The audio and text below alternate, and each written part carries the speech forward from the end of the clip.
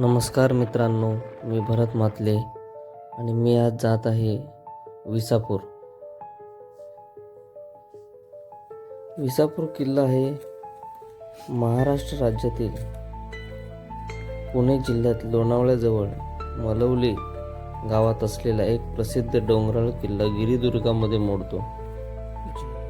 या किल्ल्याची उंची सुमारे 3550 फुटांपेक्षा जास्त उंची असलेला हा किल्ला लोहगडाचा जुळा भाऊ म्हणूनच ओळखला जातो. मित्रांनो, या गडावर जर तुम्हाला जायचं झालं तर लोणावळ्याला उतरून लोणावळ्यावरून पुण्याला जाणारी लोकल पकडावी. लोहमार्गावरील पहिलं स्थानक मळवली या छोट्या रेल्वे स्थानकावर उतरावे. येथून भाजे गावात जावे. भाजे गावातून विसापूर किल्ल्यावर जाण्यास 2 वाटा आहेत. पहिल्या वाटेने गडावर जायचे झाल्यास वाटाडा घेणे आवश्यक ठरते. भाजे लेण्यांना जाण्यासाठी पायऱ्या आहेत. या पायऱ्या सोडून एक पायवाट जंगलात गेलेली दिसते. उजवीकडची पायवाट धरल्यावर 20 मिनिटे चालून गेल्यावर काही घरे लागतात. या वाटेने आपण पुन्हा एकदा मोडकळीस आलेल्या पायऱ्यांपाशी पोहोचतो. येथे बाजूला एक मंदिर आहे. दुसऱ्या वाटेने भाजे गावातून गायमुख खिंडीपर्यंत यावे. गायमुख खिंडीतून डावीकडे जंगलात जाणारी वाट थेट विसापूर किल्ल्यावर घेऊन जाते.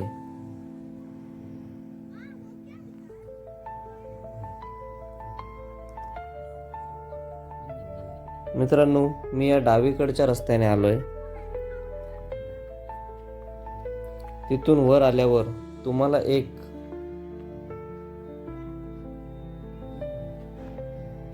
प्राचीन बांधकाम दिसेल. त्याच्या आतमध्ये पाण्याचं टाकं आहेत. 2 पाण्याच्या टाक्या आहेत.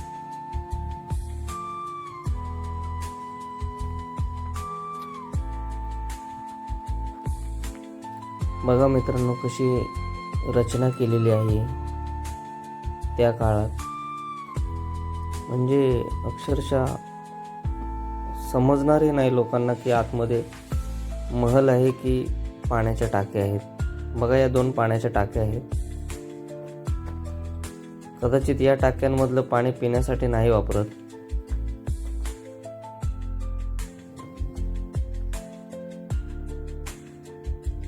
पूर्ण निव्वळ आणि स्वच्छ पाणी आहे. तुम्हाला बहुतेक दिसत नसेल, अंधार खूप आहे, पण पाणी खूप स्वच्छ आहे.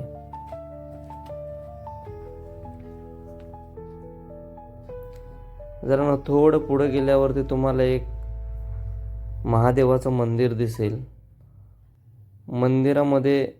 मंदिराच्या समोर नंदीची मूर्ती आहे आणि आजूबाजूचा परिसर एकदम खुला आहे. मंदिराच्या समोर एक पाण्याचा तलाव आहे. कदाचित त्या पाण्याचा वापर धुणी भांडी करण्यासाठीच वापरत असावेत. आणि मित्रांनो, मंदिराच्या आतमध्ये बघाल तर एक सुंदर असे महादेवाची पिंड आहे. ते मी तुम्हाला आतमध्ये गेल्यावर दाखवेनच.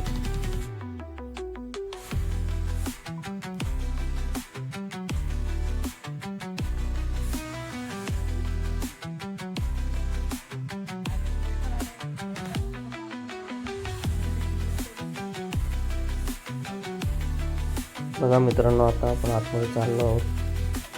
मला वाटतं पुजारी रोज या मंदिराची पूजा करतात, कारण मंदिरामध्ये दिवा चालूच आहे आणि अभिषेक पण चालूच आहे.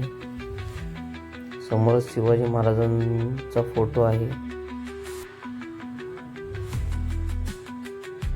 आणि मंदिर आतूनही खूप स्वच्छ आणि सुंदर आहे.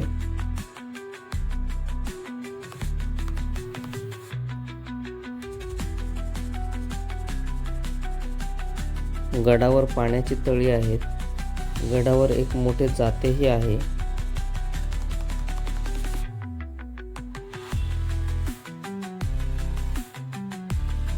गडावरील पठारावर लांबसर पसरलेली तटबंदी लक्ष वेधून घेते.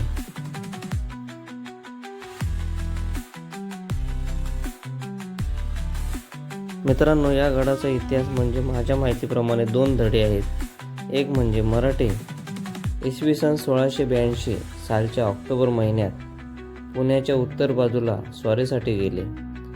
डिसेंबरच्या पहिल्या आठवड्यात शहाबुद्दीन चाकणमध्ये होता. मराठे लोहगडाच्या बाजूला आल्याचे समजल्यावर तो तेथे पोहोचला. तेथे त्याने केलेल्या चकमकीत 60 माणसांची कत्तल झाली. तेथून मराठे विसापूर किल्ल्यावर गेले समजले म्हणून तो तेथे पोहोचेपर्यंत मराठे कुसापूर गावाजवळ पोहोचले. इसवी सन 1682 मध्ये मराठ्यांचा आणि मोगलांचा शिवाशिवीचा खेळ चालूच होता. 4 मार्च इसवी सन 1818ला जनरल क्रॉथर लोहगड जिंकण्यासाठी आला. त्याने सर्वप्रथम विसापूर जिंकला. ज्या दिवशी विसापूर इंग्रजांनी घेतला तेव्हा दुसऱ्या बाजीरावांनी गडावरच्या मराठ्यांना लोहगड रिकामा करायचा हुकूम सोडला. अनिच्छेनेच मराठे मागे फिरले.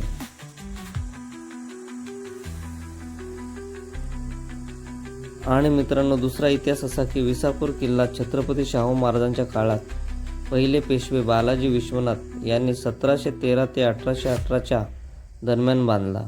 हा किल्ला लोहगड किल्ल्यापेक्षा जास्त उंचीवर असल्याने त्याला जोड किल्ला म्हणून मानले जाते. या किल्ल्याचे आधीचे नाव संबळगड असे होते. हा किल्ला मोठ्या दगडांनी बांधलेला असून तो मजबूतीसाठी ओळखला जातो. गडावर हनुमान मंदिर, तोफा, पाण्याची विहीर आणि पेशवेकालीन वाड्यांचे अवशेष पाहायला मिळतात. त्यातीलच हे अवशेष आपण पाहून घेऊया.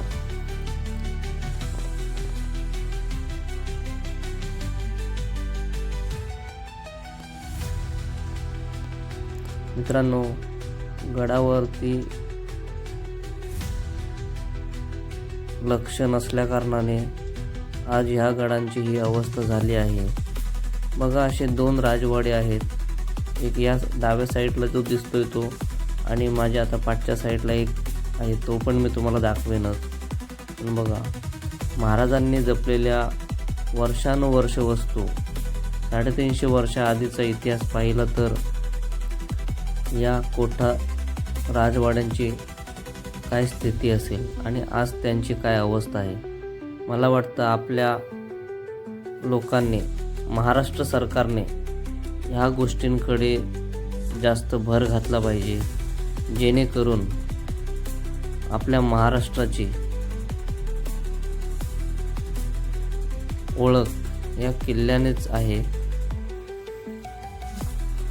पर्यटकांसाठी खूप मोठी बाब आहे. जर या किल्ल्यांचा सुधार झाला तर. बघा मित्रांनो, समोर पूर्ण पठार आहे.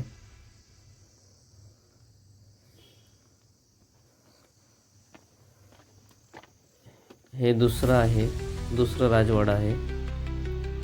याची पण तशीच परिस्थिती आहे. मला वाटतं हे पण काही वर्षांनी हे सुद्धा आपल्याला दिसणार नाही. जर आपल्या महाराष्ट्र सरकारने याच्याकडे लक्ष दिलं नाही तर येणाऱ्या काळामध्ये ह्या वास्तूसुद्धा आपल्याला दिसणार नाहीत.